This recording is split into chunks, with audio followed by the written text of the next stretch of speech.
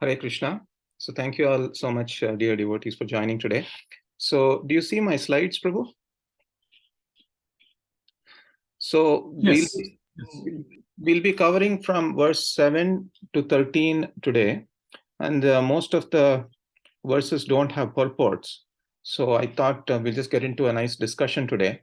And then, of course, we will read all the verses and the purports as well. But I'll start with some discussion about this particular pastime, and then we'll see where it goes. So if you see my slides, the first thing I want to present is, so I'll be presenting what different speakers, elevated souls have spoken about this pastime. I want to first talk about what His Holiness Sachinandan Swami has mentioned about this particular pastime.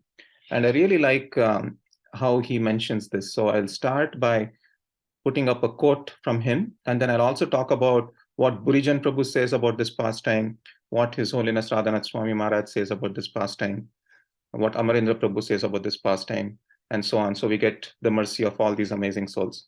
So first is Sachinandan Swami. So this is what Maharaj says, and this is very helpful for us to understand as well. So what he says is, obstacle is what you see when you lose track of the goal. So he says, so in this particular case, the obstacle for Gajendra is the crocodile biting initially. And that is what he saw initially and nothing else. So obstacle is what you see when you lose track of the goal. And he continues, but when you see the goal, the obstacles become stepping stones towards the goal. So I felt that this was very interesting, because many times when we come across certain obstacles in our life, and we completely lose track of our goal and we just focus only on the obstacle. But here Maharaj is saying, but if you see the goal, the obstacles actually become stepping stones towards that goal. Does anybody want to share anything on this quote? You can unmute and speak when you get a chance.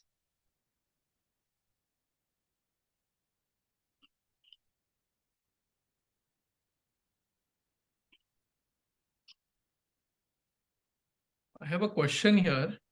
Yes, Prabhu. I understand that obstacles is what you see when you. So sometimes there are genuine obstacles. Yes. Does it mean the fact that I'm perceiving some obstacle?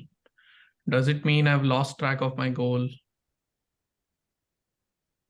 Like, or So, genuine sincere devotee, uh-huh. he's very sincere in his practices, Mm-hmm. but then he faces some obstacles in his life. Mm-hmm. Does it mean that he has lost track of his goal? That is why he's perceiving the obstacle? Yeah. So one example that I can share is, and of course others can pitch in. So when obstacles come, we tend to put Krishna aside and just think of tackling that obstacle alone. That is what Maharaj is saying here, is that you just see only the obstacle and you lose track of Krishna. Mm-hmm. So that is my understanding. Anybody else wants to say anything?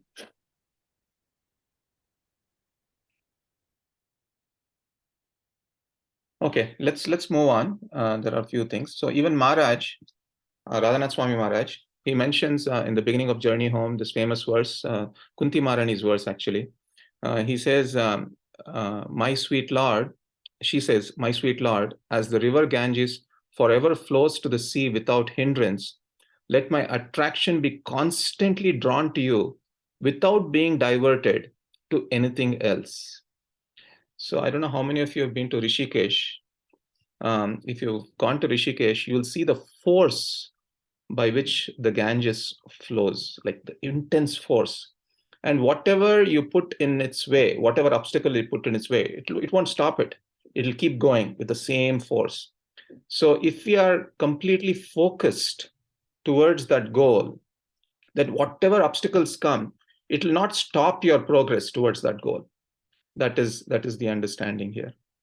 Um, And then, of course, for a living entity who's exclusively focused on trying to serve, adversity becomes an opportunity. So we look at some examples of this. So it is mentioned in 5th canto, 18th chapter, I forget the verse. Swarga apavarga narakeshu. In the case of heavenly opulence or liberation, or in hellish conditions, a devotee's desire is only to serve the Lord. So who's exclusively focused to serve, any obstacle that comes, actually it's taken as an opportunity. So, and of course, Kunti Marani also prays Vipadas Shantu Tassaswat Tatra Tatra Jagat Guru. She says, give me more and more and more calamities, my Lord, so that I can remember you more and more and more. So using those adversities as stepping stones towards the Lord. So what exactly is an obstacle or adversity? So this is also interesting that, okay, before I mentioned, anybody wants to say anything on this? What do you think is an obstacle?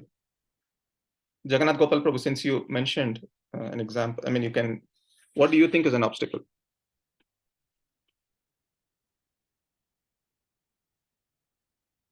I agree with the definition that whatever kind of makes us stray away from the path is an obstacle. Stray away from the path towards Krishna consciousness is an obstacle. So with that definition, even apparently good situations are also actually obstacles, because if they induce slackness in us about in terms of spirituality. So yeah, I mean, that is one. Another definition that I feel more relatable is something that pushes us out of our comfort zones is kind of an obstacle. Something that we don't want, but it still happens. Something, yeah, some situations that we want to avoid, but we kind of still get caught in them. So those are one we could say obstacles. Yeah. Okay. Anyone else wants to say anything about this? Hare Yeah. Krishna. Hare Krishna, Lekha. Yes, Prabhu. So I was also thinking about like even the kleshas that's mentioned in the scriptures in terms of adhyatmika, adi bhautika, and adi devika, they are also like obstacles. Like the other day, I remember I had like even like any ailment, or even if you have some flu, even from bodily level, those are still obstacles, because those interrupt from your devotion. And even this idea of, okay, this is me, like, okay, I'm an engineer, I'm in Silicon Valley, even those ideologies, and we spend like 24 hours in that kind of an environment, so that mood breathes into you. If you're not careful about um your spiritual identity, then those are all very, very subtle obstacles. I was just thinking about that. Yeah, wonderful. Yeah, thank you for sharing that. So all of these things can be obstacles, but the examples that are there in Srimad Bhagavatam are kind of like extreme examples where all doors are shut, So I will explain. So every door is shut for you, like everything's going smoothly for you. Suddenly you'll find that everything is shut from all sides. But in all these cases, there is one small window that opens up.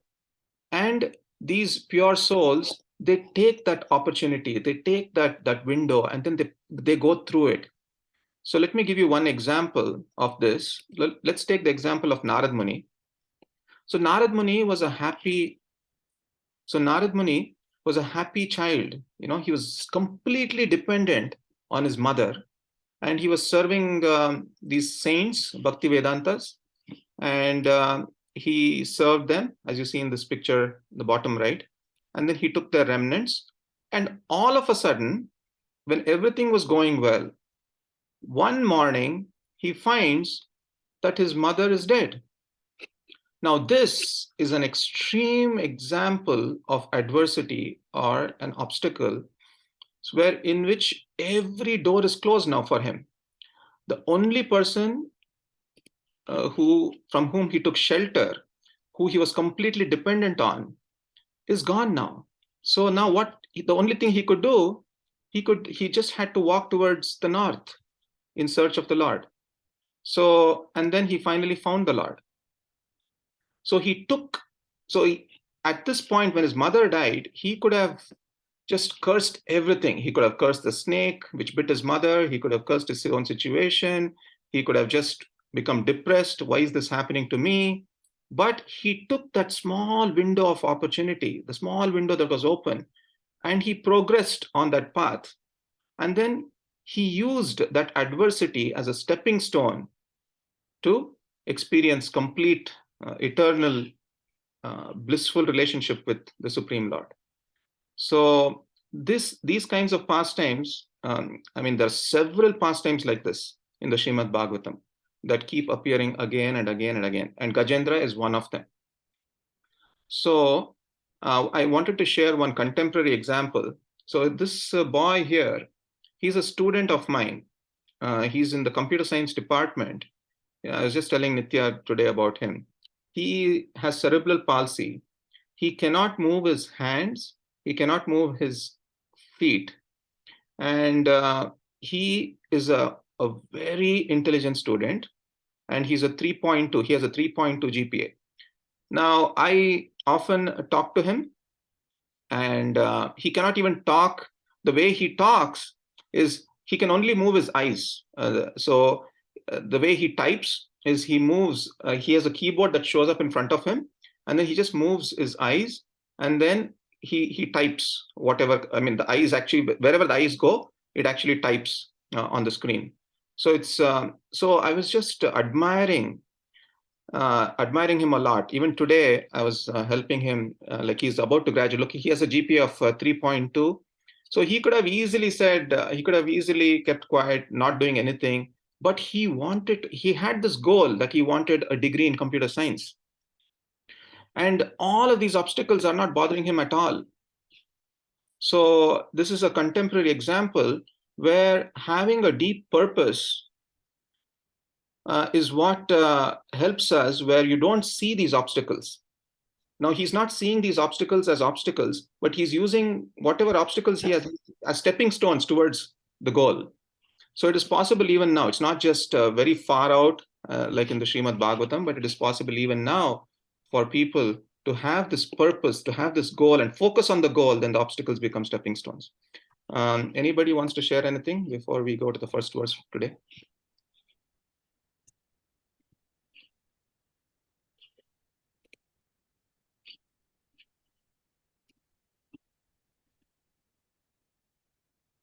Okay. One story that I was thinking of for obstacle was Saubhari Muni's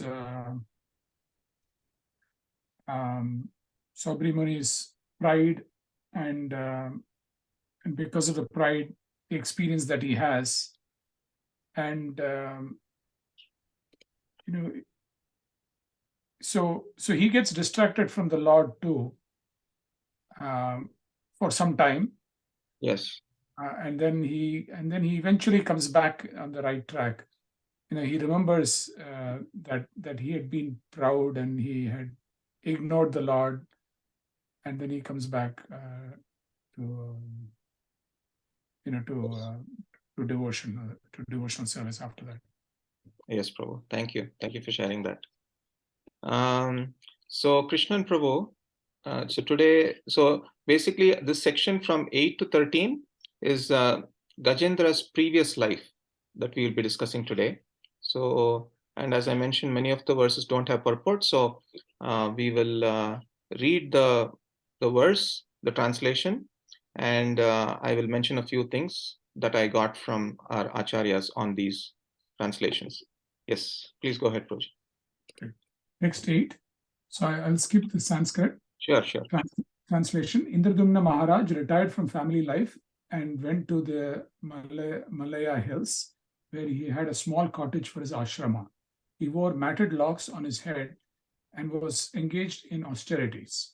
Once, while observing a vow of silence, he was fully engaged in the worship of the Lord and absorbed in the ecstasy of love of Godhead.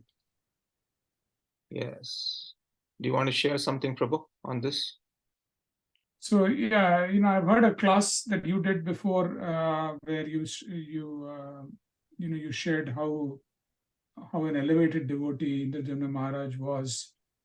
I think you had mentioned that he had reached the highest states of bhakti yoga, and yeah, this was the slide that I remember. Yeah. So this particular verse, thank you for mentioning that, and I pulled out that class.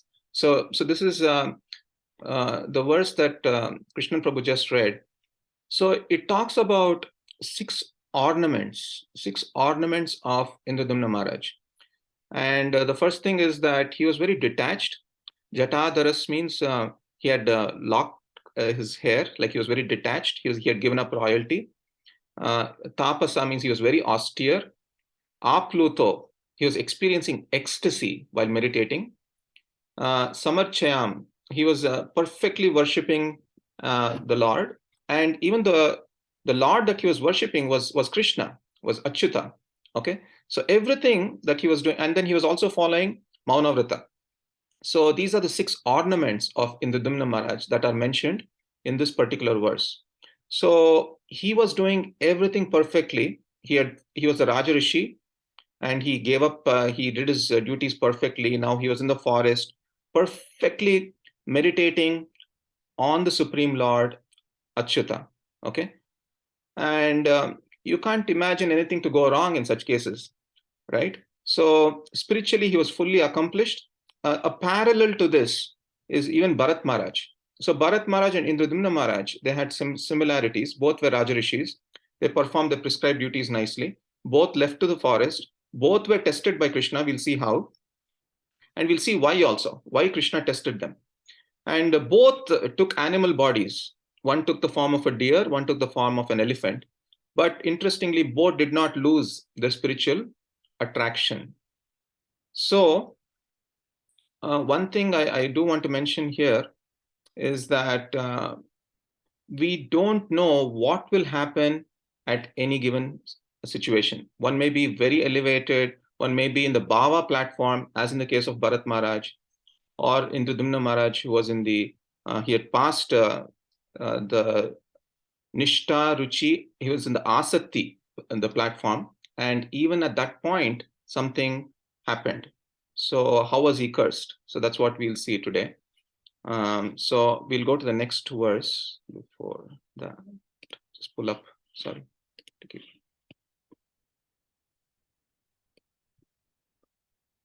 So next, Sundari Saki Mataji. Text 9. Yadrichaya tatra mahayashamuni samagamat shishya ganai parishrita tam vikshatushnim akrita anadikam rahasyupasinam rishis shukopaha. Translation: While Indradumna Maharaj was engaged in ecstatic meditation, worshipping the Supreme Personality of Godhead, the great sage Agastya Muni arrived there surrounded by his disciples. When the Muni saw that Maharaj Indradumna, who was sitting in a secluded place, remained silent and did not follow the etiquette of offering him a reception, he was very angry. Do you want to share something, Mataji? Not really. I was just reminded of Parikshit Maharaj's story was similar. What was the name of that sage? Shringi? He also goes and he sees that Parikshit Maharaj is not respecting him, and then he I think I'm getting confused. I think I'm getting that. There is some Parikshit Maharaj puts the dead snake. Dead snake. Yeah. Yeah, that's Parikshit Maharaj. Yes, That's the opposite. Yeah, that's the other way around. Yeah. Yes. So, anything else you want to add, or anybody else wants to add on this? There's no purport.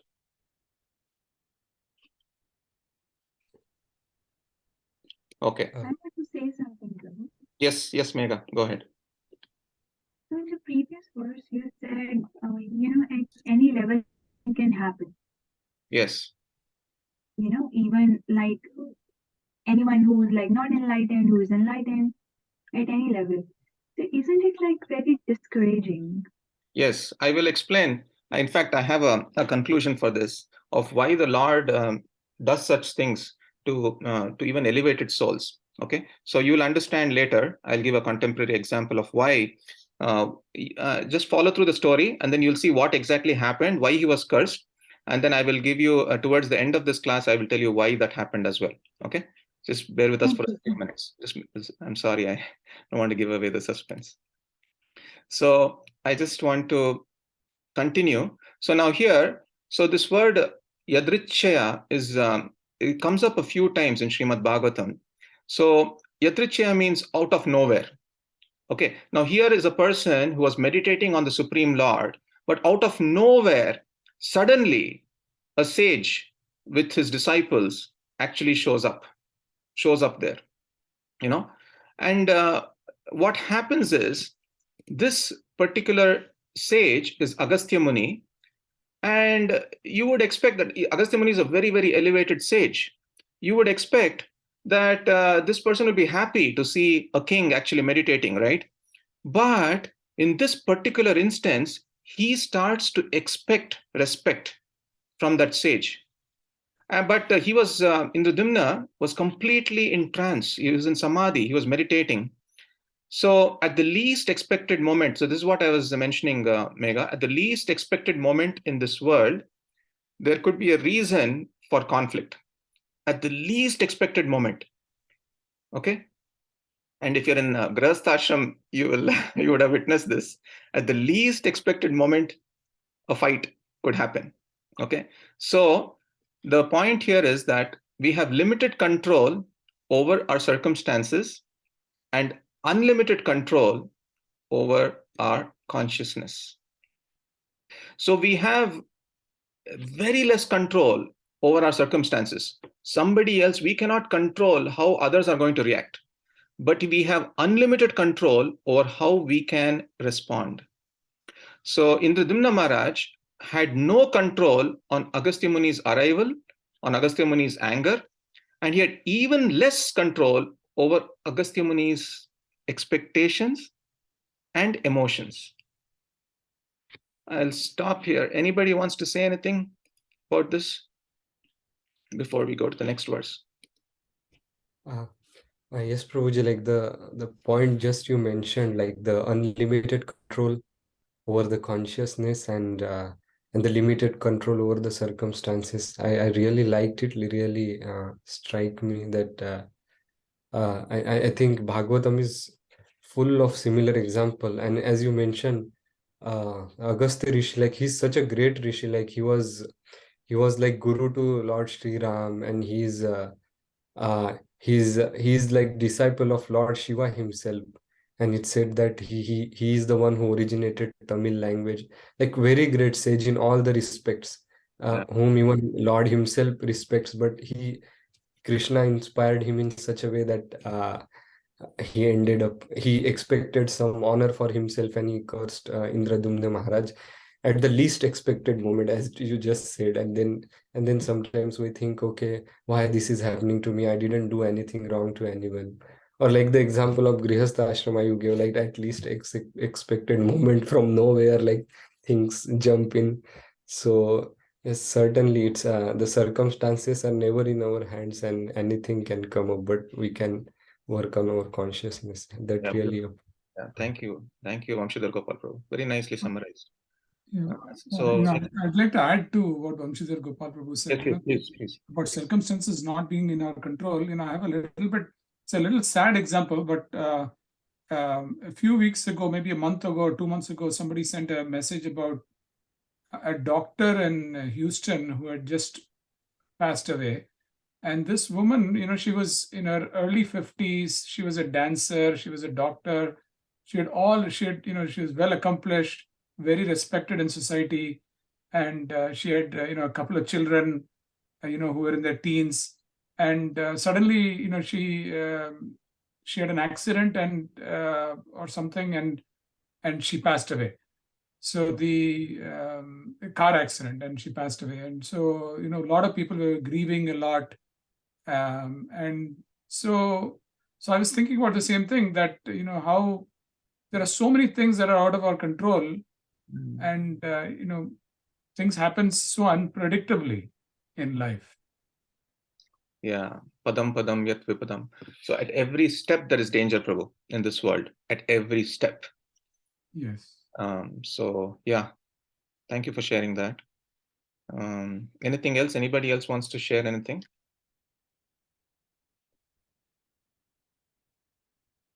Okay. So next is, I think, Sindhu Kanya Mataji. Yes, Prabhu. Hare Krishna. Hare Krishna. Text 10. Yes. Tasma imam shapam adad asadhur ayam duratma krita buddhir adya vipravamanta vishatam tamisram yatha gajah stabdamati sa eva. Translation. Agastya Muni then spoke this curse against the king. This king Indradyumna is not at all gentle. Being low and uneducated, he has insulted a Brahmana. May he therefore enter the region of darkness and receive the dumb body of an elephant.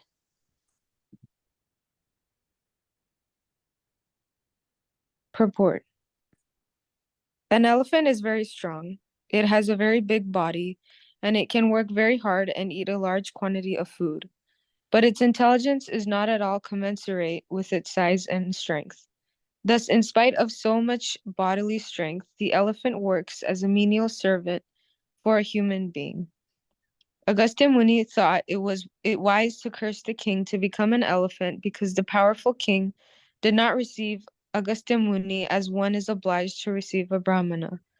Yet, although Agastya Muni cursed Maharaj Indradyumna to become an elephant, the curse was indirectly a benediction. For by undergoing one life as an elephant, Indradyumna Maharaj ended the reactions for all sins of the previous life. Immediately after the expiry of the elephant's life, he was promoted to Vaikuntha Loka to become a personal associate of the Supreme Personality of Godhead, Narayan, in a body exactly like that of the Lord. This is called Sarupya Mukti.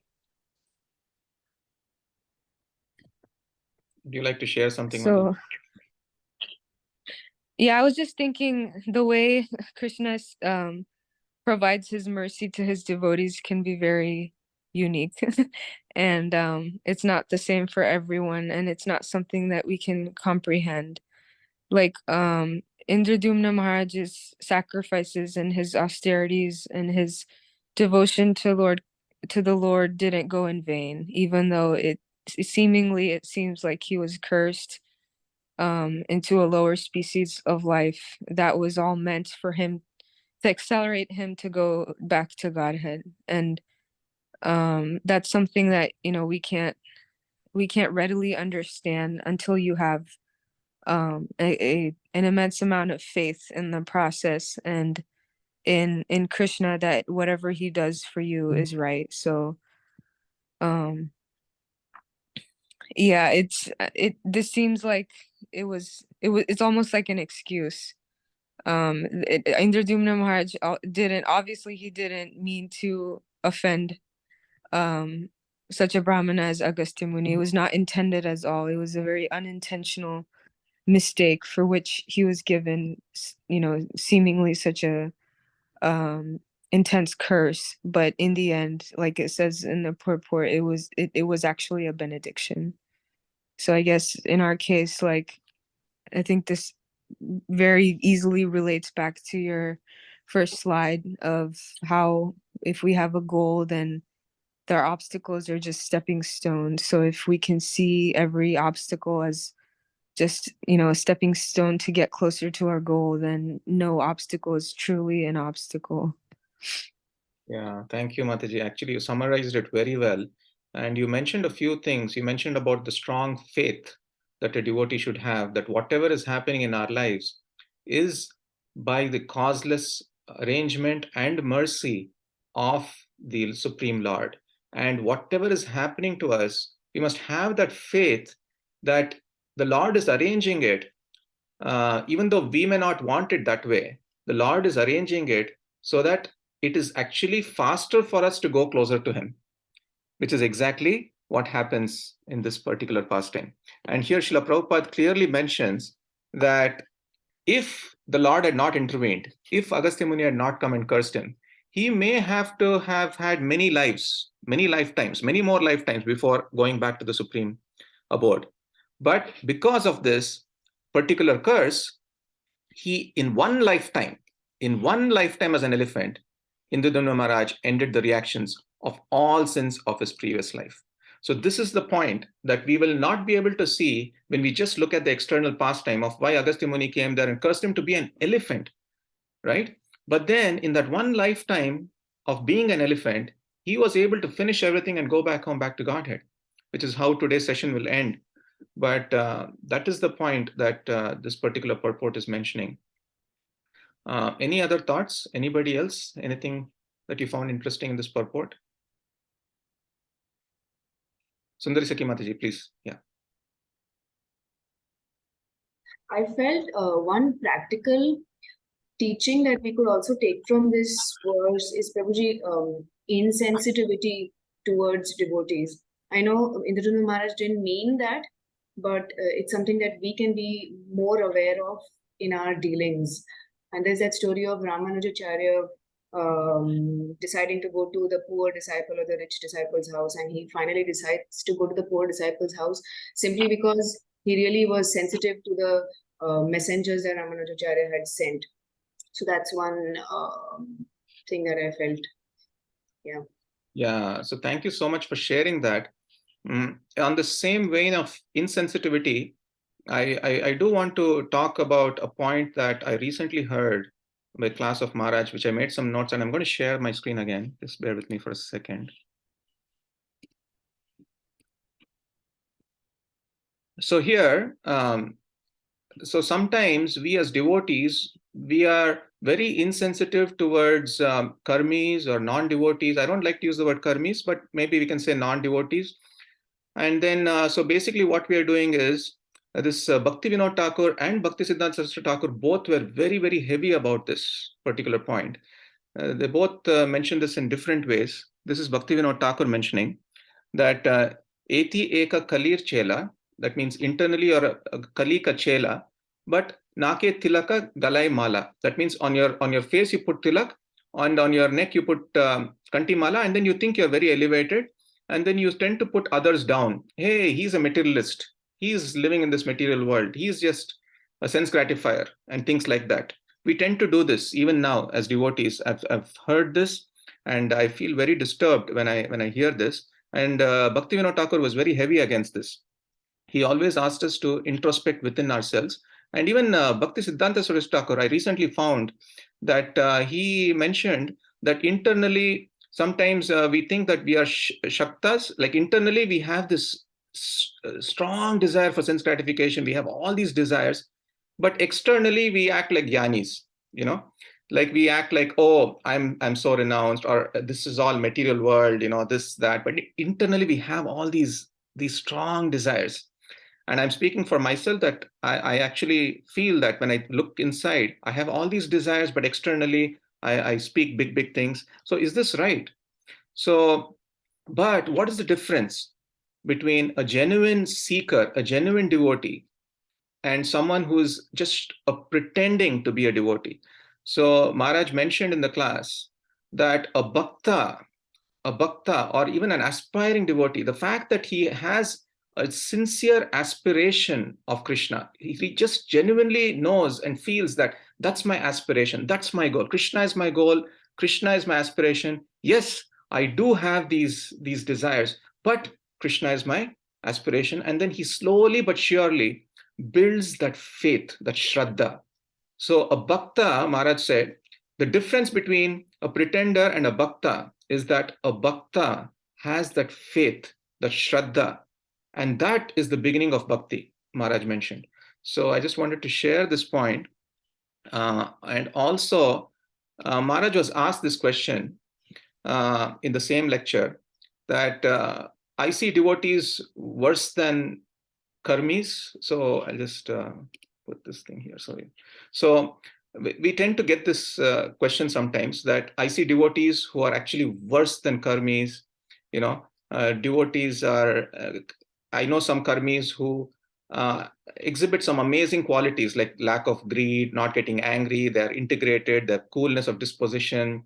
They're very tolerant, but I see the exact opposite in devotees. They're sometimes very greedy, they get angry, they're not integrated, they lack tolerance and so on. So they asked Maharaj, so Maharaj, how do we deal with this?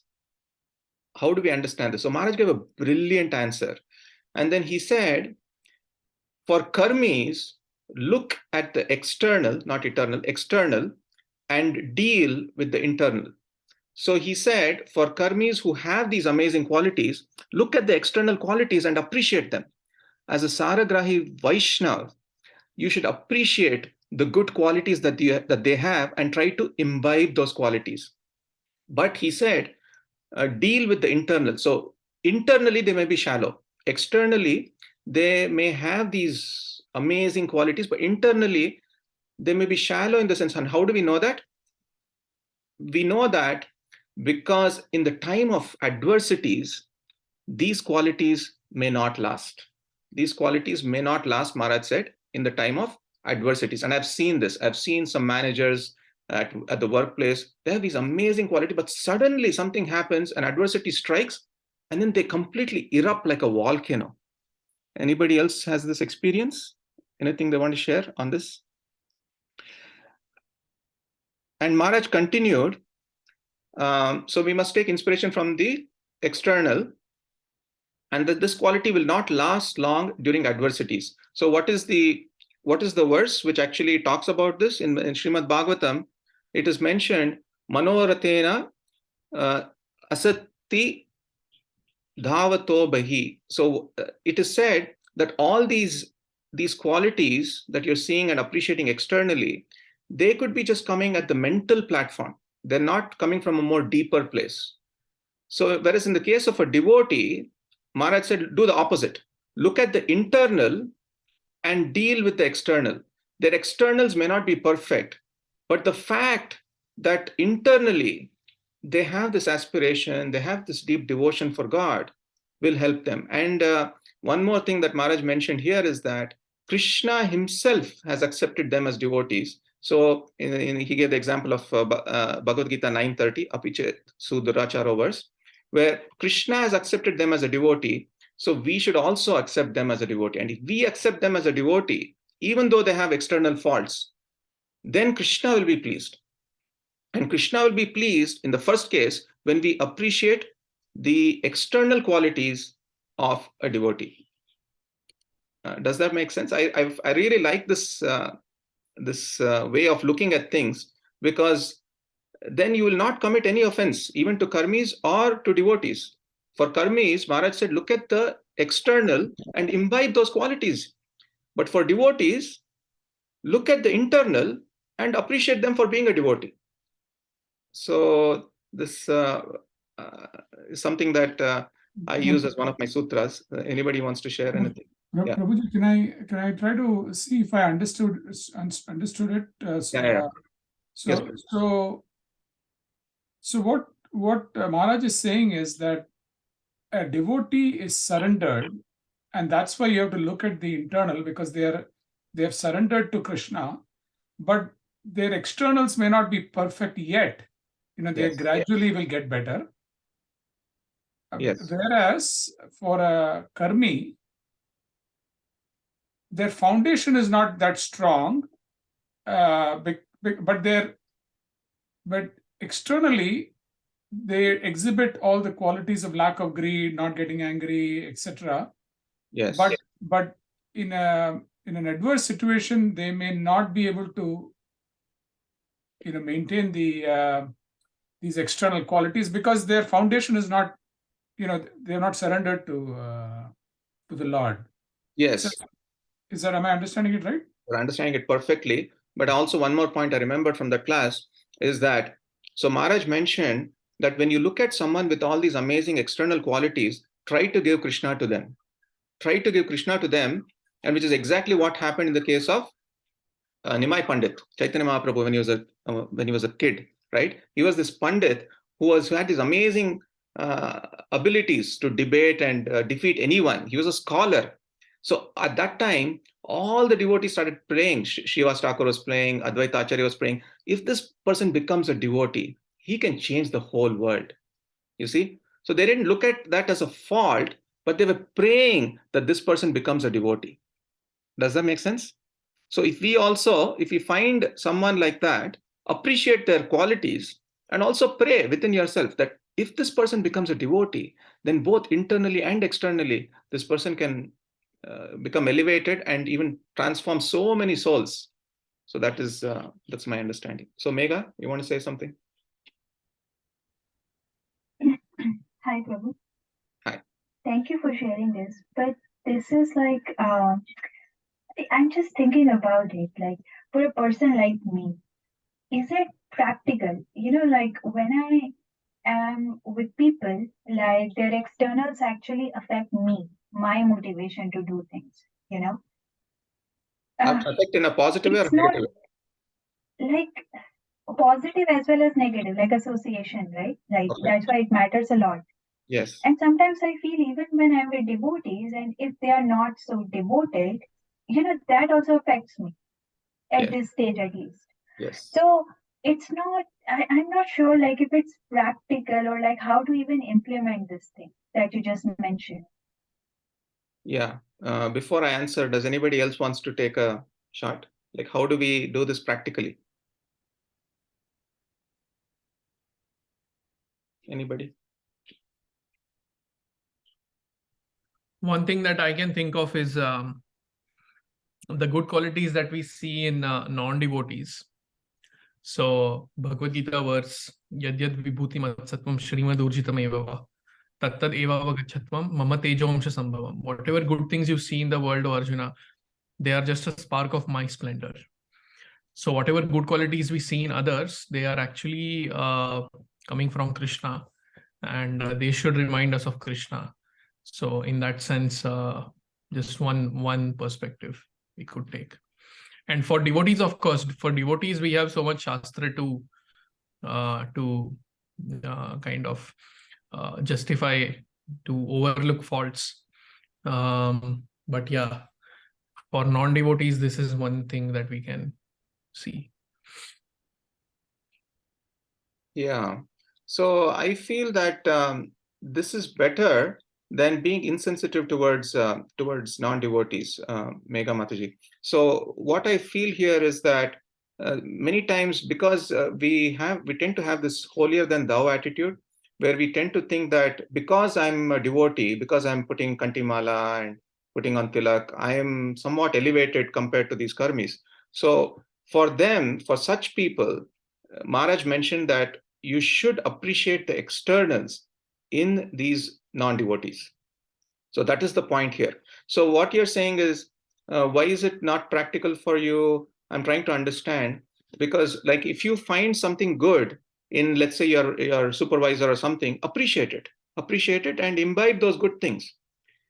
And if you find a devotee who is not living up to the standards, then that's okay. I mean, at least he has an aspiration to become God conscious. He's striving, he's struggling, but somehow he'll get there eventually. So appreciate that aspect, the internal aspect of the devotee, and appreciate the external aspect of a non-devotee. So, and if you keep practicing this, then you will notice that you will not commit any offenses towards anyone. That's my understanding. Mm-hmm. Yeah, like by dealing, I meant like if someone is affecting my practice, should I just stop hanging out with them? Yeah. Okay. Whether devotee or non-devotee. Yes.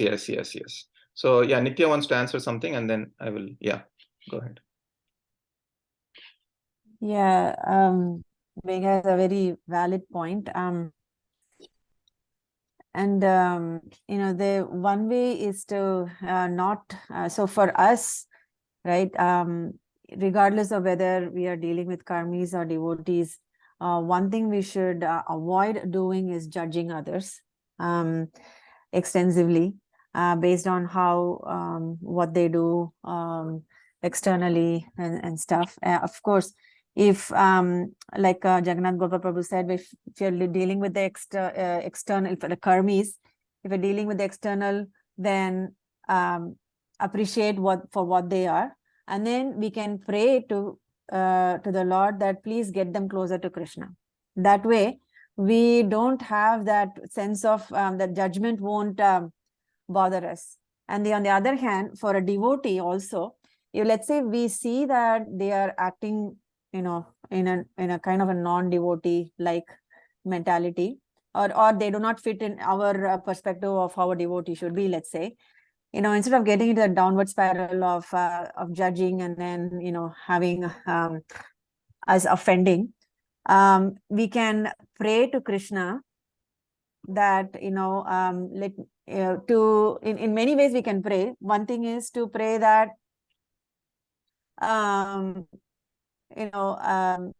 this is a great devotee, and disconnecting the disease from the person who has the disease, right?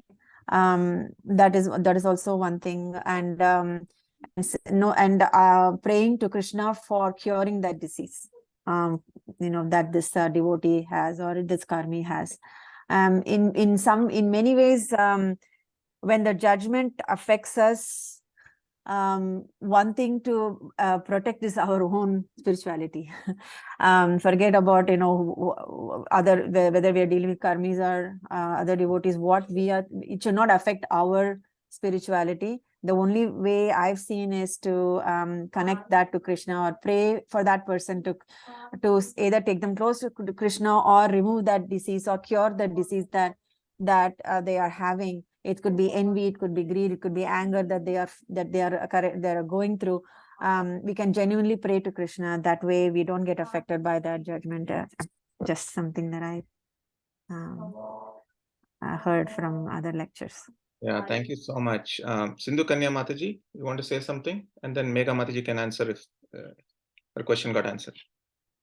Yeah, I just had a small point. So when I had heard from someone, or maybe it was in a lecture, I don't remember, but I think a similar question was asked where, we sometimes judge devotees too hard, and the answer was that there's already a very small population of devotees in the whole world, amongst the entire population of the world. So already there's like a very small number of us, and then within us, if we start pointing out each other's faults, and not help each other, not help elevate each other, and just focus on the negatives in other devotees, then just think about what would happen if we didn't have any devotees. Then there's no way to grow in our spiritual lives. Our Krishna consciousness only grows amongst the association of devotees. So just, I guess, reminding ourselves to be grateful that we even have devotee association, and we have souls around us that are actually on this same path, because treading on a path by yourself is way more difficult, and I would say impossible. Yeah, that's it. Thank you. Yeah, that's a very valid point as well. There are very few devotees around, and if we start judging them, moving away from them, then there's no hope. But I also want to mention one last thing, is that, yeah, not all devotees could be of the same wavelength as you are. And sometimes initially in our Krishna consciousness, we may come across some devotees who may be too strong for us, or who may be too fanatic, or too conservative, or too liberal, or whatever that may be, which may not be in tune with what we want. So in such cases, respectfully avoid them. You don't have to say anything, judge them or anything, but respectfully avoid them, and try to find like-minded devotees who will hold your hand and take you closer to Krishna. Does that help, Megha? All three, like Nitya Mataji's point and your point and Sindhu Kanya Mataji's point, like amazing point. Thank you so much. Like And each point makes sense. yeah, thank you. Thank you for asking this question, and thank you for, yeah, and keep asking your questions also. They're very helpful for us as well. So Vamshidhar Gopal Prabhu, you want to say something? Yes, Prabhu. Yeah, I wanted to share something on this point specifically, which I have faced and I still face.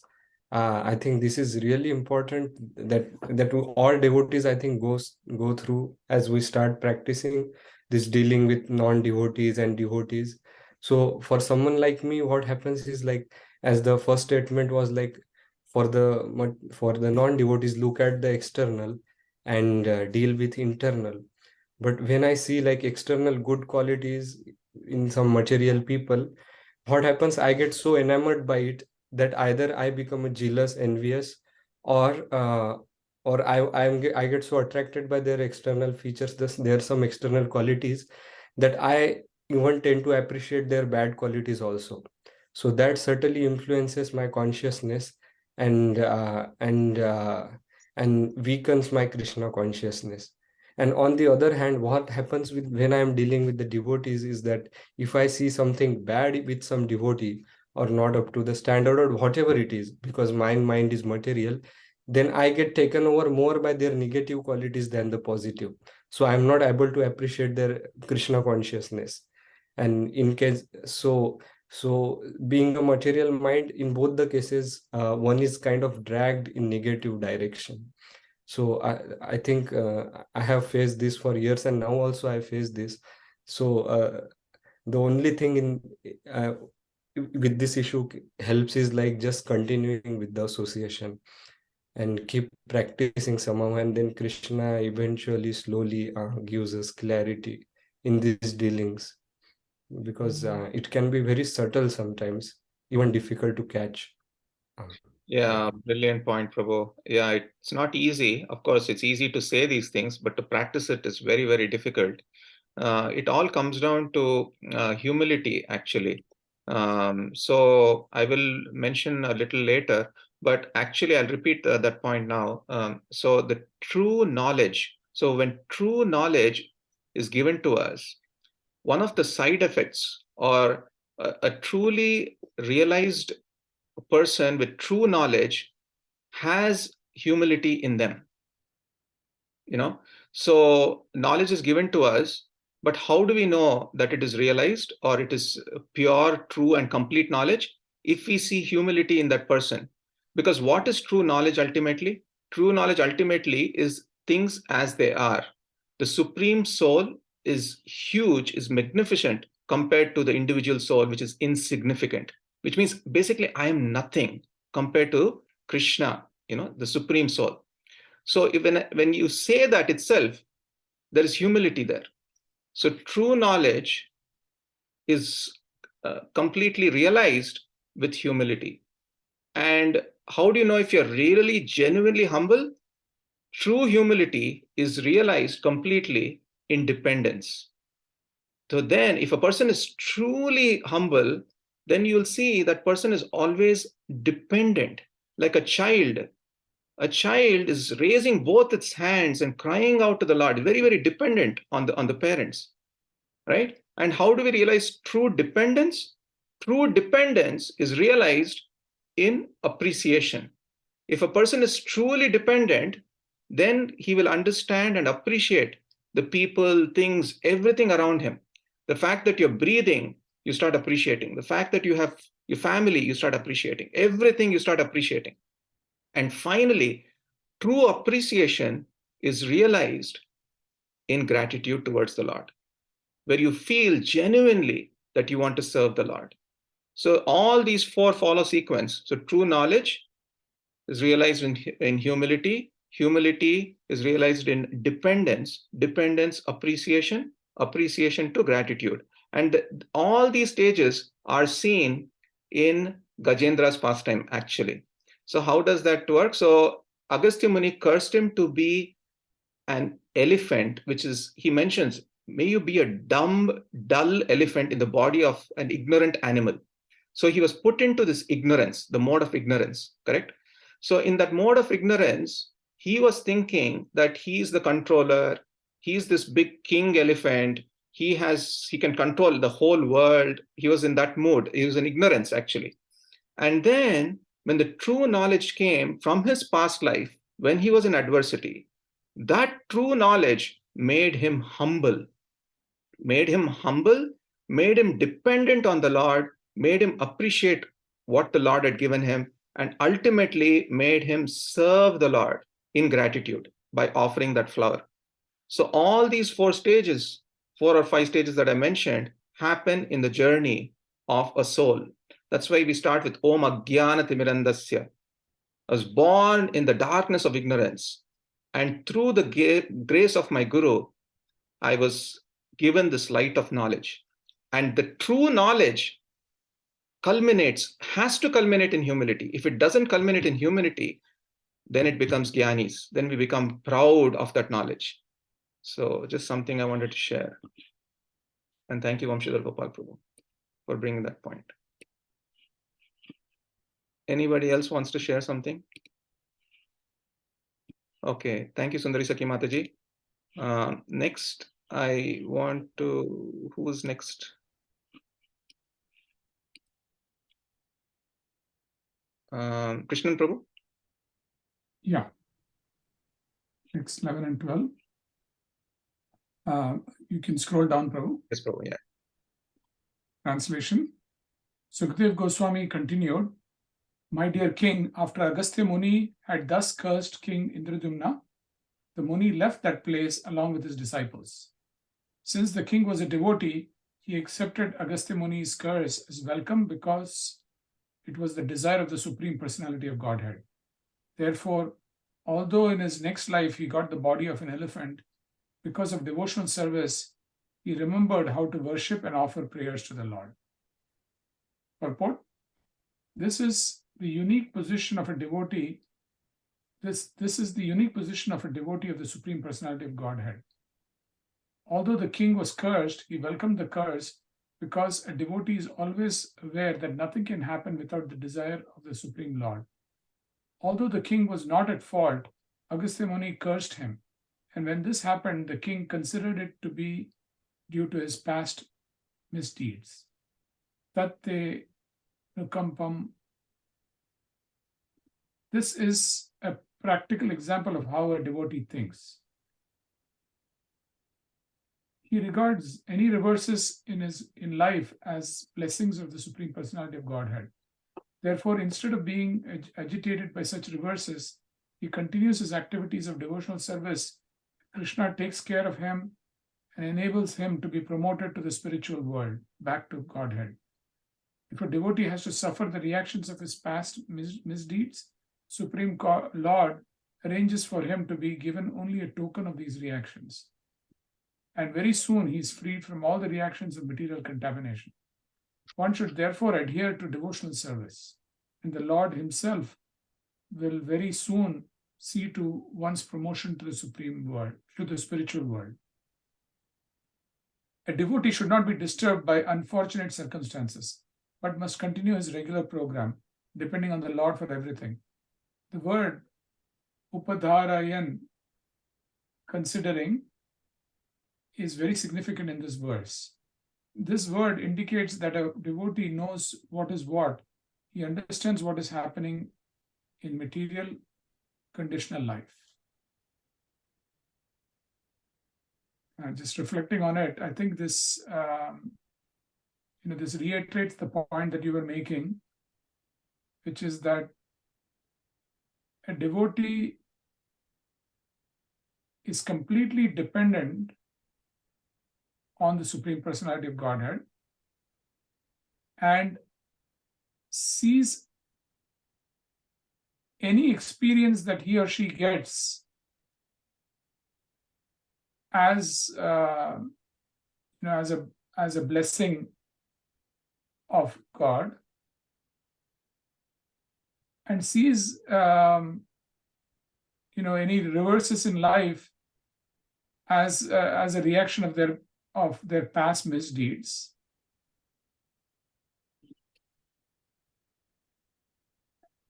And so this is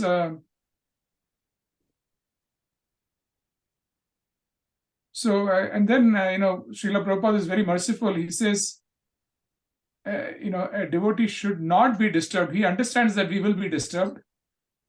I think he understands it. He's saying that we should aspire to be not disturbed by unfortunate circumstances, but continue with our regular program and depend on the Lord for everything. So that was my reflection, Prabhu. Yeah, thank you so much, Prabhu. Actually, once we were talking to Dwarkadish Prabhu and Vishaka Priya Mataji, so this was they were addressing a lot of grahasthas, and then so the grahasthas were all opening up, and then they're sharing that sometimes we fight a lot, or sometimes we have arguments and things like that. So Dwarkadish Prabhu immediately said, but don't we all have a purpose? Our purpose is to go back home, back to Godhead. Our purpose is to develop a loving relationship with the Supreme Personality of Godhead. So keep that purpose very clear in your mind, and then you'll find that all these arguments, these fights, these small things that are happening are very, very trivial, actually.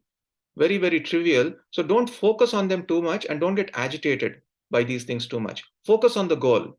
Focus on the goal. And then if you actually practice this, and then he used a Gujarati word also, I don't remember now, but he said, just chod dene ka, like just leave those things. Don't dwell on it too much, because then they can become serious obstacles. But focus on the goal and then move towards the goal and just ignore some of these things. It's okay. If somebody says something, okay, just take it. It's okay.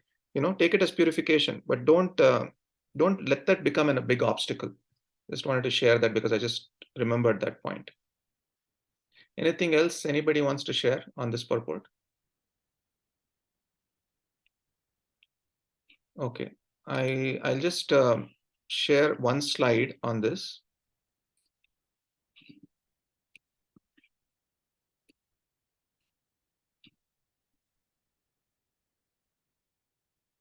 Yeah, so the way we respond, typically the way we respond to situations is how we analyze them. So how we analyze them depends on our consciousness, actually. So if our consciousness is not very much elevated, then the way we analyze them will cause us to respond in very bad ways. So the more we work on elevating our consciousness, we will see that we will start responding to situations in a very, very mature way. So another example that I think Sundari Sakhi Mataji mentioned in the beginning is Shringi. So Shringi analyzed the situation according to him. Shringi was a small boy. His father, Shamik Rishi, was actually, a dead snake was put around him. And then he actually cursed Parikshit Maharaj to die in 7 days, So Shringi analyzed the situation in a bad way. And then he gave Parikshit Maharaj a curse.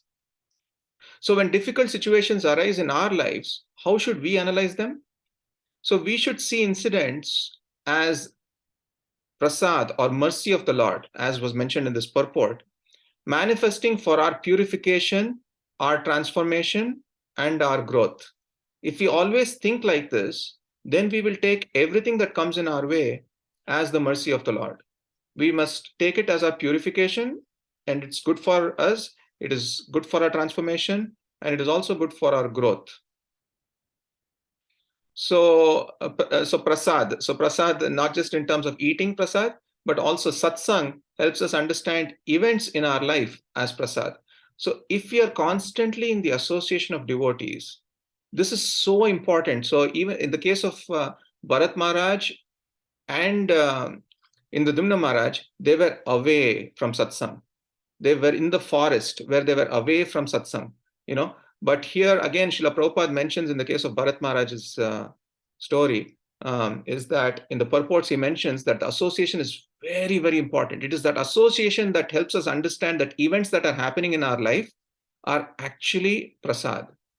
If we don't have the association, if we don't have people reminding us that this particular event is happening in your life as the causeless mercy of the Lord, then we can start interpreting that event in very bad ways. And then as soon as we leave the association of devotees, our ability to interpret reality in terms of how it is connected to Krishna's will disappears. So this is a problem that I've seen when devotees move away from association, then they start interpreting reality in a different way. And they will not be able to connect the reality to Krishna sometimes in the case of adversities, because now they have no one to tell them that take this as Krishna's will. So I just wanted to share that. And then just to summarize the purport, which is brilliant actually. So Srila Prabhupada's purport on response of the king. So he says 5 points of analysis. When something bad happens to us, we can take it as the Lord's desire, the Lord's blessing, my past misdeeds. It's a token reaction for what I deserved. I deserved something much worse, but the Lord is giving me a small token only. And it's a purification of past contaminations. So these are 5 points of analysis. And then the way we should respond, how should we respond in such situations? I will continue serving Krishna. We should never say, I'm going to stop serving Krishna. I will remain undisturbed and I will depend on Krishna for everything. And the expectations that we should have is that Krishna will protect me and Krishna will shelter me ultimately. So all these points are taken from the purport, but I think it's brilliant, like how we should analyze, how we should respond, and what we should expect. So just wanted to share this, and then we can read the next and last verse for the day, which is verse 13. Sundari Sakhi Mataji. Sorry, Sindhu Kanya Mataji. Or Krishnan Prabhu, you read? No? Yeah, yes, yeah, Sindhu Kanya Mataji.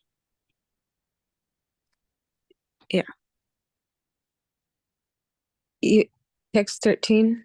Evam moksha gajayuthapam abjanabhas tena piparshada gatim gamitena yuktaha gandharvasiddha vibudher upagiyamana karmadbhutam svabhavanam garudasanogat.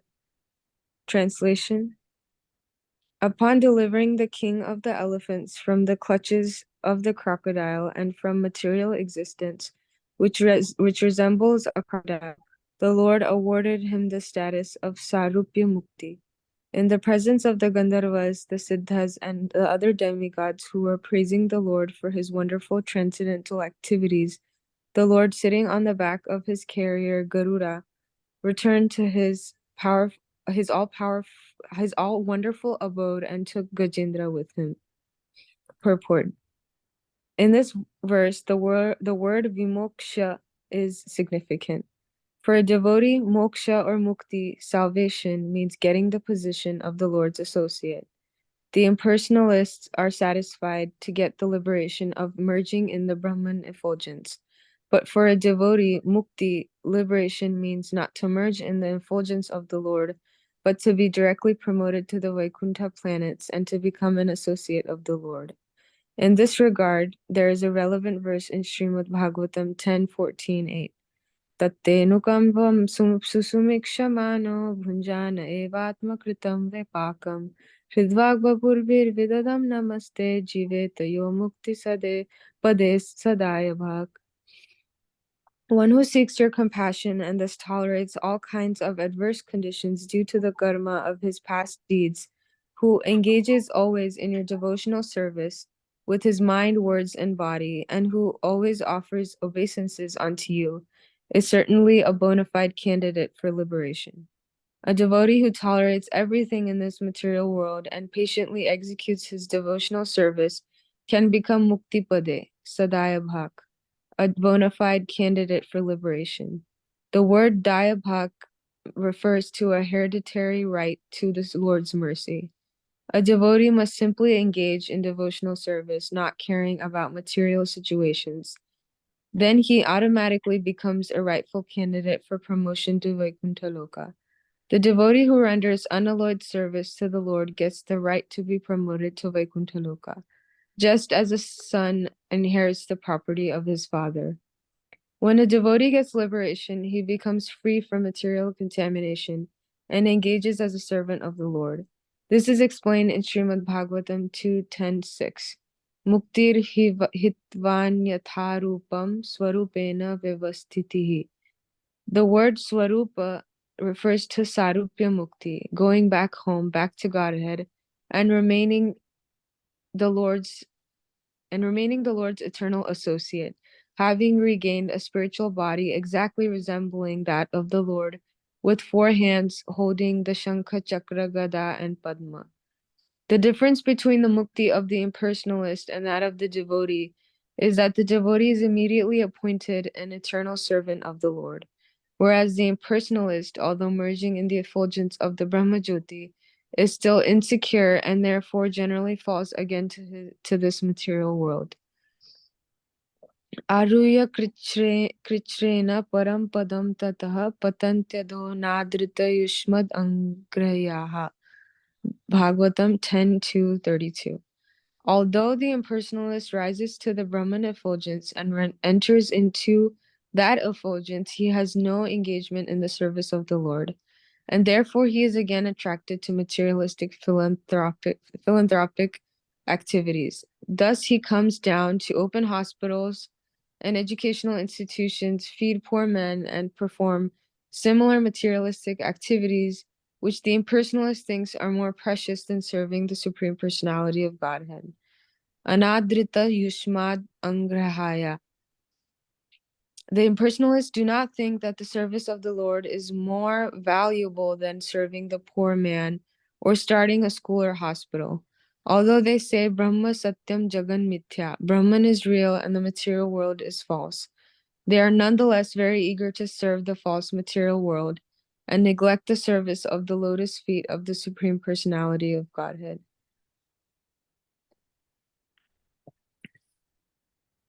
So, this is a very powerful, very loaded purport. I think what I guess I have a question towards the end, but I liked in the beginning of the purport where Prabhupada says that you earn the right to the Lord's mercy if you just tolerate what comes your way, and that's something that's really reassuring because that gives a clear definition of what we need to do. We're always we're always dependent on the mercy of Krishna, but this gives kind of a clear formula of how to get the mercy of Krishna. And what pleases Krishna the most is if we remain steady in our service despite what material situations might come our way, to stay strong in our faith, and to keep serving and to keep having that same faith is what pleases Krishna the most. And that is the prerequisite, and it automatically gives us the mercy of Krishna. So that's something that stood out to me. And then at the end, it was kind of ironic how it's Prabhupada is describing how impersonalists, they say that the material world is false, yet they keep serving the material world, and they think that it's more important to serve I guess material bodies as opposed to elevating people's souls. So I thought that was kind of ironic, and I don't understand the impersonalist philosophy that much, but maybe someone can comment on how they justify that. Yeah, anyone? Jagannath Gopal Prabhu?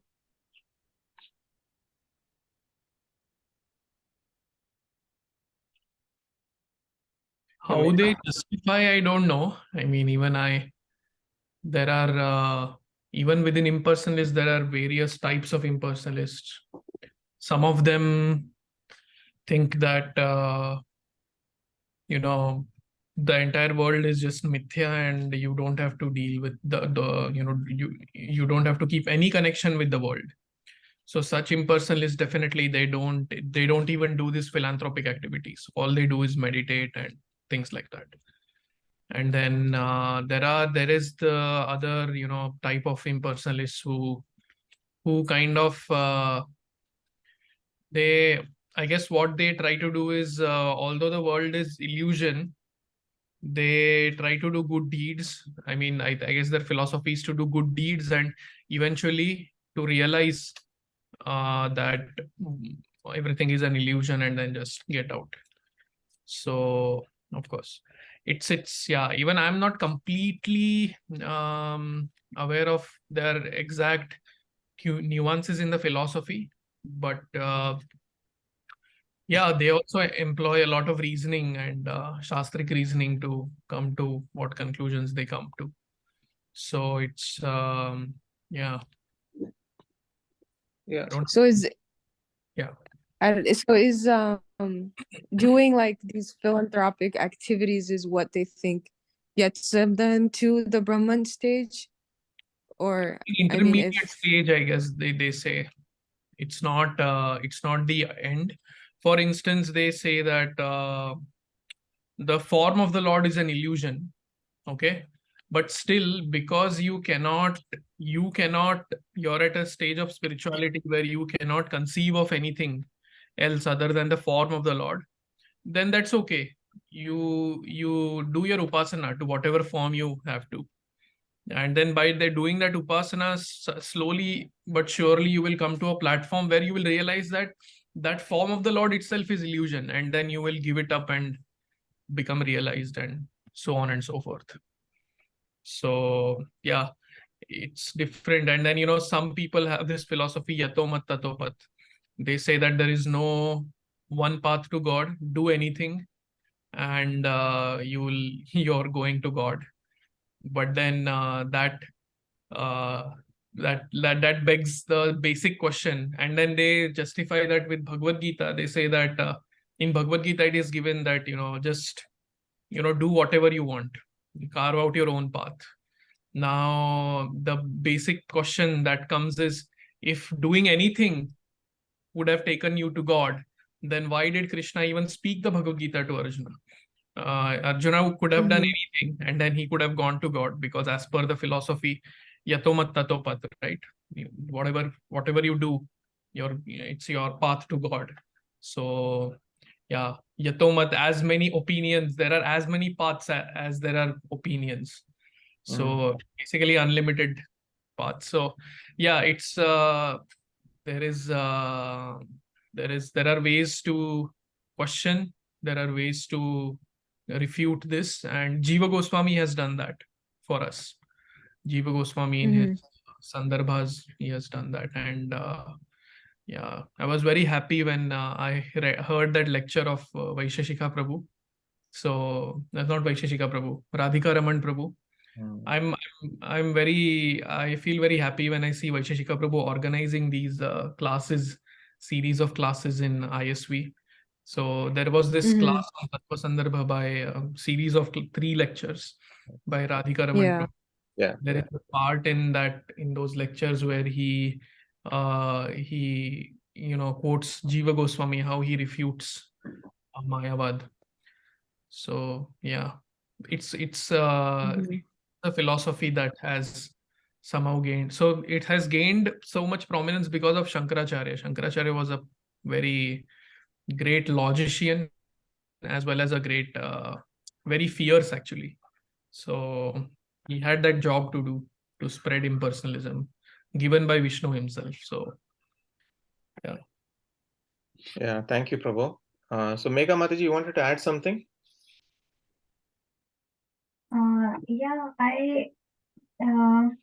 Yeah, so I read a lot of, I hear a lot of Advaita lectures.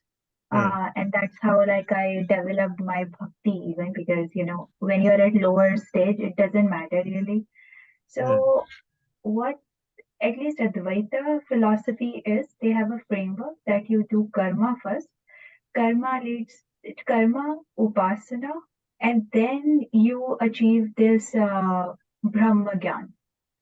So karma is part of it. So actually there are a lot of similarities as well. Like we also say that what are these 3 modes? So mode of passion is better than ignorance, and then goodness is better than passion. So it's sort of that framework.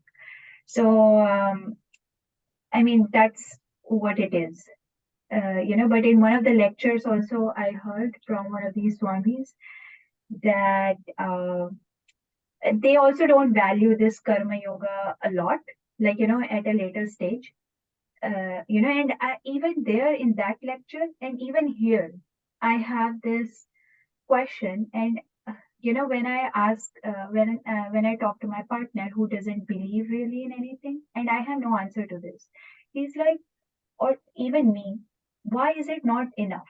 Like, what is wrong in making hospitals, for example? You know, I don't know. In any of the school, neither in the Dvaita nor here, I don't know. I don't understand the answer really. So yeah, so I'll just quickly answer, and Nitya wants to say something, and then we can end. So one thing is there's nothing wrong in starting a school or a hospital or serving a poor man or anything like that. So the point is that if you do that, you will get good karma. You will get good karma for starting a school, for starting a hospital, for serving a poor man, and things like that.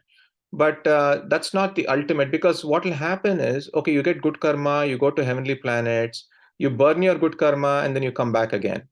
But you're still not out of this cycle. So that is why it is not strongly encouraged. So that is one reason. The second reason is doing these activities like starting a school, starting a hospital, serving some other people, serving food, annadana, and all these things. I have seen this personally. When you start doing this, a sense of pride starts to develop within you. And once that pride comes, then it slowly bloats your ego that, hey, I started this hospital. This hospital is in my name, Ram Krishna Mission Hospital, or some name. You put your name and then you start your hospital, you start your school, and things like that. And then the pride comes. And once that pride comes, right, then this mode of goodness can become your biggest obstacle in going to God. So there was, I mean, I keep mentioning the story all the time, but there was this one person who would wake up every morning at 4 o'clock and do his Gayatri. And no matter what happens, that was his main thing. He would get up at 4 and do Gayatri every morning. One morning, he was not able to get up, but someone woke him up. And then he didn't even care to see who woke him up. He just immediately woke up, did his Gayatri, and he felt very good. Then later on, when he thought about it, it is revealed that the person who woke him up is actually Kali personified. Why did Kali personified actually wake him up? So the reason that's mentioned is Kali woke him up because Kali wanted him to be in that prideful state of consciousness. She didn't want him to become humble. So she wanted to elevate the pride that he had, to keep that pride where it is. So that is the understanding of these mode of goodness activities if they're not connected to God. Like, for example, Bhaktivedanta Hospital is a hospital that Radhanath Swami has started. So there in that hospital, we have gone there. Vallabh Chaitanya Prabhu, Nitya, we've all been there. So every room is filled with pictures of Krishna. Every day, Jagannath Baldev Subhadra, a Rath Yatra happens, and then to every room they bring the cart and they show darshan to all the patients. And as soon as an eye operation is done, when they open the eyes, they show a picture of Radharani. So it's very, very God conscious. So that way, even though these are mode of goodness activities, it's almost like a temple there. You go to the hospital, you feel like you're entering a temple. So I hope you're understanding the connection. So the mode of goodness should lead us to the mode beyond goodness, the transcendental mode. If we get stuck in the mode of goodness, then automatically pride comes. Passion and ignorance we can actually catch, but goodness we can easily get stuck and the pride comes. And I've seen this with some impersonalist friends that I know. The pride is there. The humility aspect is not so much focused on. Am I right, Megha? Anything you want to add to that? Nitya can answer after that. So one answer I'm saying, a follow-up question. So I guess you're not saying not to do these things, right? Yes, I'm not saying not to do these things. You're like, okay, do these things, but be God conscious. Connect those things to Krishna, like the example that Vallabh Chaitanya Prabhu put also. So there's Gopal Garden School that Maharaj has started, where the normal education is given, but they're also taught about God. The hospital is like a temple, as I mentioned. Yeah, so that is the point. Yeah, go ahead. Okay. No, that's all I wanted to know. So it's not like don't do these things. No. But that's not the ultimate thing to do. Yeah. Like, that's the idea. Yeah. So don't just save the body, but save the soul. I think that's the point here. So if you're doing all these good activities, you're serving the body. Let's say I do Annadana for 10,000 people. I am satisfying their body temporarily, but I'm not touching their soul. I'm not helping their soul. So to help their soul, you have to move beyond the three modes. You have to transcend the three modes. And that is when you can actually help the soul. And that is when you have to connect them to God. That is when the service is taught, devotional service is taught, and so on. So I'm never going to say that you should not open a school, not open a hospital. I'll never say that. You should continue to do this, but also be humble and try to give Krishna to others in that service. I hope that helps. Thank you. Yeah, that definitely makes things more clear. So Nitya wants to say something and then we can end. Nothing very profound, but I think Gautama Prabhu explained nicely. I just wanted to add something to what Sindhu Kanya was asking before, how this is related to hospitals and stuff. And so the impersonalists have the idea that, everybody is God. I can become God, you can become God, everybody can become God. And so service to God is service to humanity is like equated to service to God. So in that sense, there are many missionaries that formed. The very prominent one is the Ramakrishna Mission, and which spread throughout, ultimately saying that just open hospitals and do a lot of philanthropic activities, and that equates to service to the Lord. So that is where our philosophy is a little different, in that we don't ever think that we can become God. Our position is always as a servant of the God. And through Bhakti Yoga, we develop a loving relationship with the Lord and express that love through service, and not in the notion of attaining that level of God. I hope that I don't know. I just wanted to add, and in that sense, if we open up hospitals in that sense of impersonalist, and it will lead to pride, like what Gaurakumar Prabhu was saying. But in the Bhakti Yoga process, if we open hospitals, then we always are in a service attitude. So how we can, people who come to the hospital, how we can elevate their consciousness to Krishna, how we can get them closer to Krishna. That is always the motive. So the motive changes between impersonalism and our Bhakti Yoga. That's what I wanted to mention. Yeah, brilliant. Thank you. Also quickly chime in, Prabhu. Yes, Prabhu, please. So even, Megha Mataji, even I am very similar. From 2005, 2006, I've been listening to Advaita lectures. And even now I listen to Advaita lectures. And I listen to a lot of Bhakti Yoga and ISKCON lectures too. From 2018 onwards, I've been listening to Srila Prabhupada's lectures. I would say that, yes, I think all the discussions that you had, all that is very, very valid. I think the similarities are a lot more than the differences. And the clear differences are what Nitya Mataji said, which is the desire, or which is the philosophical statement that you're the same as Brahman. Everybody is the same as Brahman. And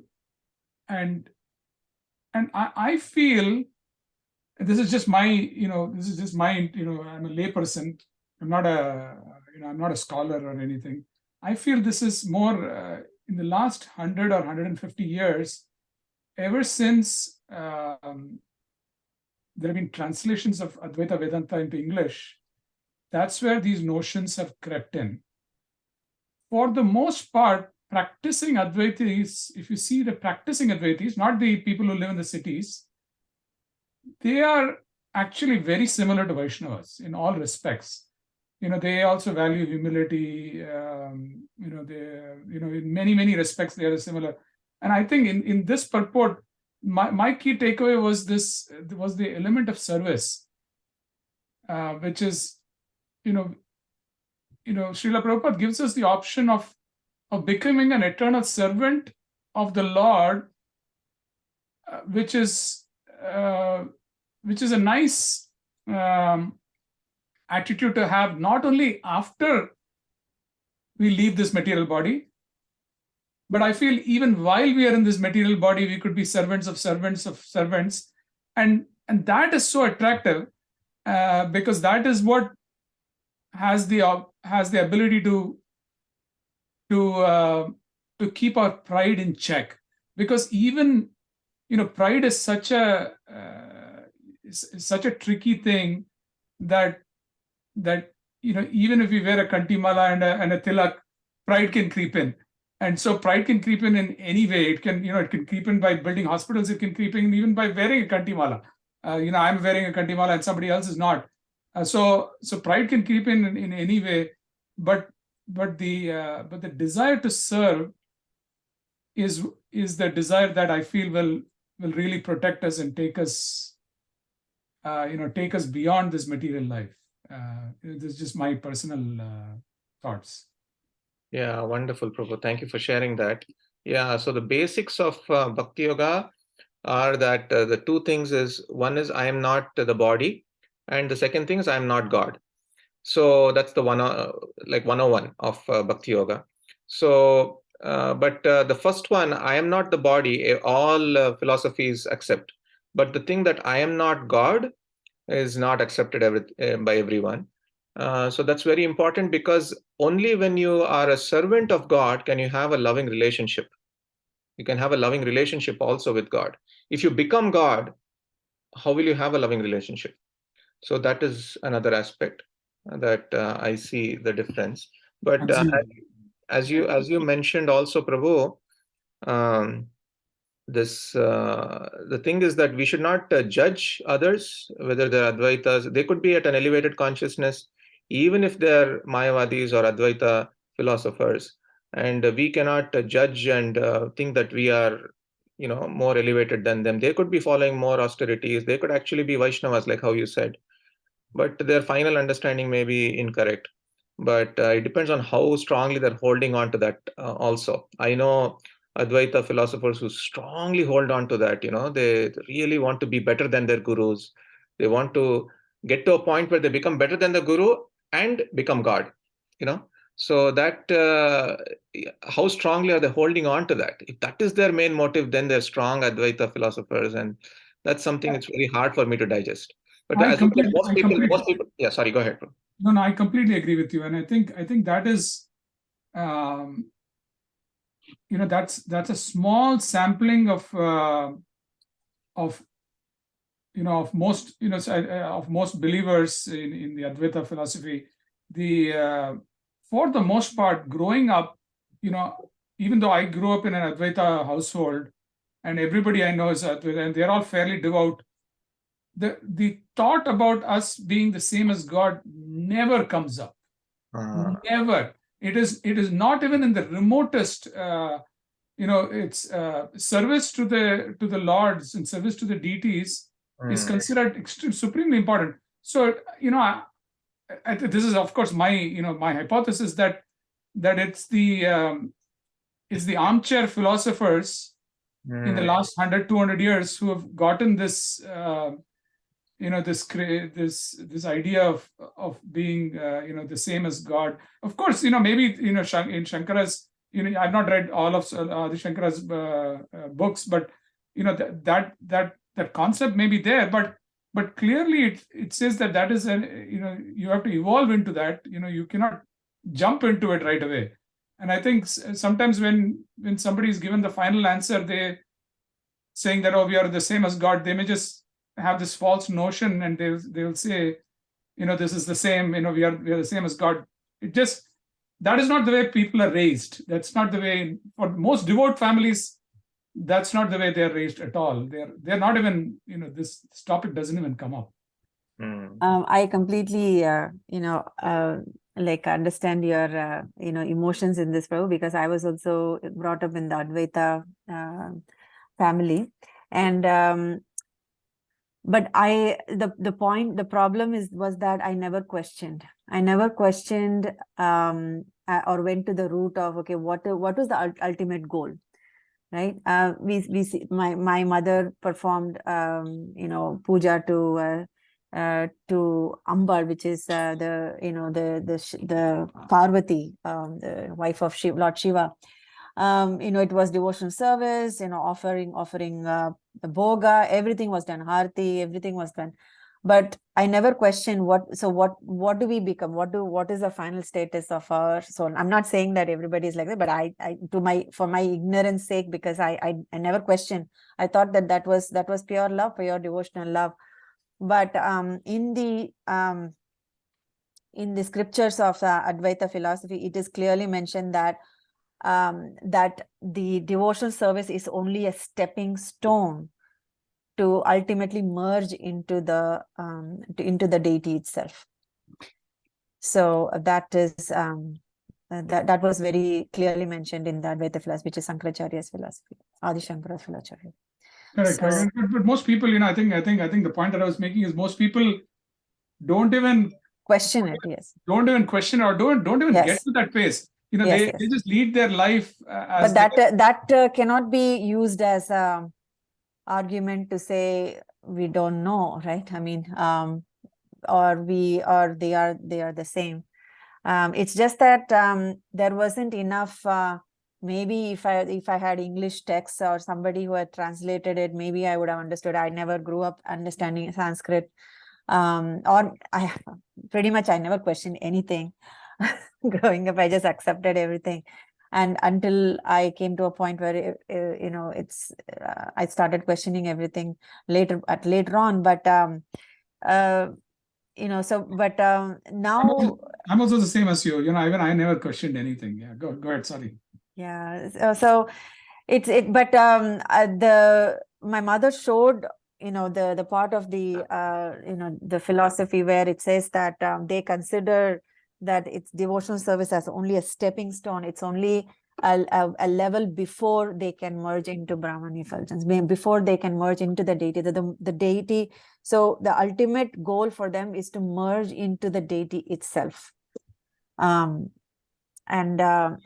for devotional service is a stepping stone. So that's the major difference between that, I thought. And in Gaudiya Vaishnavism or in Madhva Gaudiya philosophy, the service or devotional service continues even after the attainment of Golok. I think that is the only fundamental difference that I see between the two. I think that's a big difference, but that's a major difference that I see. And I find it very attractive that the service opportunity to serve will continue and will not end. Oh, yeah. Yes. Yeah. Jagannath Gopal Prabhu. Yeah, Jagannath Gopal Prabhu. So you both grew up in families which practiced Advaita Vedanta. I grew up in a family who was connected to, which is still connected to a Madhva Math. So the interesting thing is even I didn't know anything, no philosophical aspect. So what families practice is actually just a kind of our main goal is to be happy in the sense of our material lives, and then this God thing is there on the sides. Shouldn't leave it, very important, because that is what will enable you to become a big man in the world, is what was our philosophy. But then yes, see, the problem comes when you this sambandha gyan, right? Sambandha, actually, you know what, it's too late. Maybe we can discuss offline. Yeah. Okay, Prabhu. But maybe we can have another discussion next week on this. It's a very interesting topic. But one thing I do want to mention is that one of my uncles also is a strong Advaita scholar, actually. So I've had long debates with him, and he actually worships Krishna. Actually, he's got a idol deity of Krishna, and he always tells that at one point when I become really elevated, this deity is going to burst. So when he said that, because I'm going to merge into that deity. So he was a scholar, so he used to argue and say that all you guys are all sentimentalists, like you all practice, you're very emotional and you cry for Krishna and things like that. But we are very scholarly and we know what our goal is and we'll merge into God and things like that. So, but I also understand Krishna and Prabhu and what Nitya are saying, that most people don't even question these things and they lead very simple lives. But one thing I also noticed is that yes, they could be leading simple lives, not knowing the outcome. But if you look at the lives, I'm not talking about everyone, but in general, what I've seen is, yes, they practice for some time and they carry on with their normal activities. They read newspapers and with normal activities that any karmi would do. But I've seen very closely the lives of devotees also. For them, every moment they're doing something in connection with Krishna. Every moment by moment they're surrendering to Krishna. That attracted me the most. Like they're living a life of Krishna consciousness. Moment by moment they're living a life of Krishna consciousness, and through that they're elevating their consciousness. So that aspect, at least for me, was very attractive, that you can actually practice moment by moment throughout your day, not just 1 hour in the morning you meditate on a candle or whatever practices that do, and then you carry on, do whatever you want in your life.